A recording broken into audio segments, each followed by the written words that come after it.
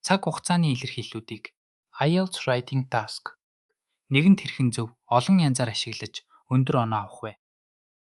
Өнөөдрийн хичээлээр бид график болон хүснэгт тайлбарлахдаа цаг хугацааг илэрхийлэх хамгийн чухал хэллэгүүдийг судалж тэдгээрийг хэрхэн банд 6.5 болон түүнээс дээш оноонд хүрэх үйс төвшинт хэрэглэхийг авч үзэх болно.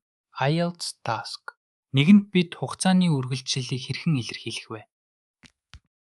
Over a year period эсвэл throughout the decade гэх хэллэгүүд нь зүгээр л энэ жилийн турш гэхээс илүү гүн гүнзгий утгыг илэрхийлдэг.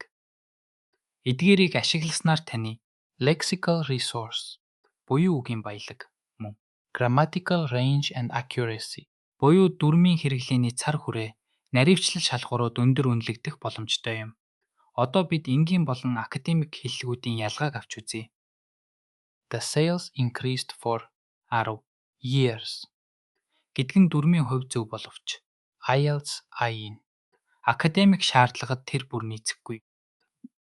Харин sales experienced a significant increase over the year period гэж бичих нь илүү мэргэжлийн бөгөөд таны үгийн санг баяжуулж өндөр оноо авахд туслана. Цаг хугацааны хязгаарыг заахдаа бид from to гэсэн бүтцийг ашигладаг. Энэ нь IELTS Task нэгэн графикийн эхлэл болон төгслийн хугацааг тодорхой заахад зайлшгүй шаардлагатай. Ингэснээр таны дүрмийн хэрэглээний цар хүрээ өргөжиж илүү наривчлалтай болно.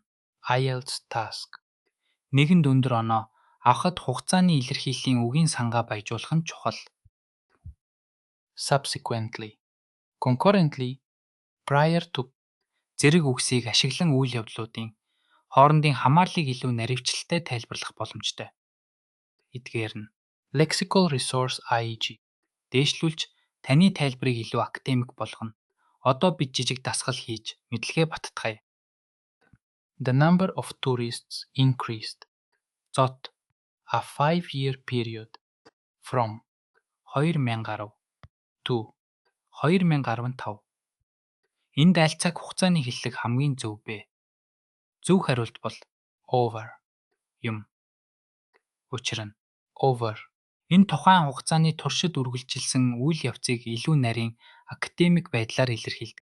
Нийтлэг гаргадаг алдаа бол энэ year гэсэн энгийн хэлхийг байнга давтах явдал юм.